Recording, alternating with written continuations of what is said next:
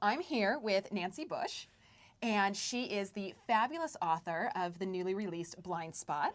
A very, very exciting book. Good. It takes place, yes, I loved it. It takes place mainly in a mental institution. Yes. This is not necessarily where you would think a romance could bloom, yet it happens. Yes. And mainly because the central two characters, the hero and the heroine, have history. They have quite a rocky road to come together. Yes. Because they have something in their past. There was something very violent that affected them both. Right. They weren't together when it happened, but it did affect them both. Do you normally, when you have your hero and heroine, do they usually have such a horrible thing to overcome? Is that something you try to work with? I would say yes, at maybe not as horrible as this one was in particular, but they need to have some kind of problem, or else what's going on here as far as the romance? And it can be internal or external or both. And in their case, it's mostly, I guess you would say, external.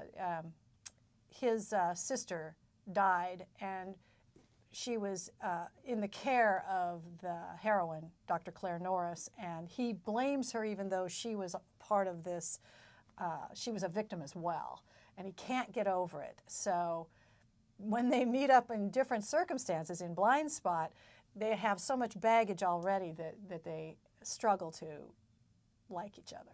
It's true. I really liked Claire. Oh, good. Yeah, one of the reasons I liked her, she is a doctor at a mental institution. She treats people that are severely schizophrenic and have very severe illnesses. And I really liked her lack of judgment. She was very open to finding out who they were and what she could do to help. Now the hero, not as much.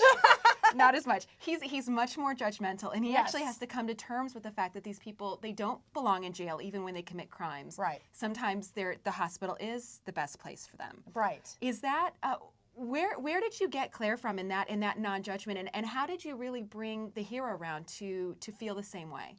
He was somebody who wasn't really judgmental initially. Then this terrible thing happened to his sister, and it completely shot his whole perspective on all of that. And so from that point on, he can't look past that. He's completely filtered by it.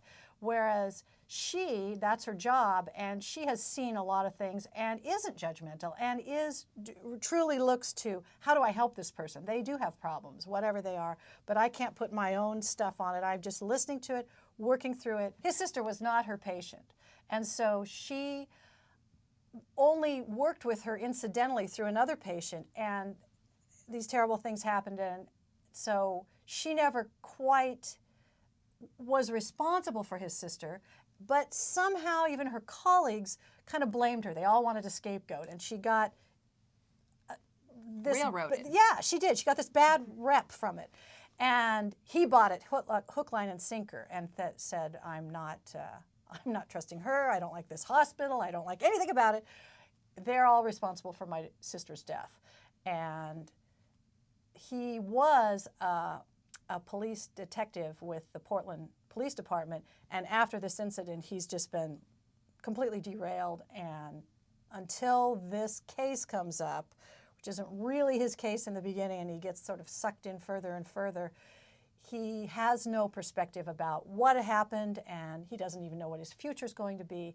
But once he meets her, Dr. Claire Norris, his name is Langdon Stone, when he meets her, he initially just absolutely fights her and comes around very, very slowly to recognizing, hey, maybe there's a little more going on than just my own issues.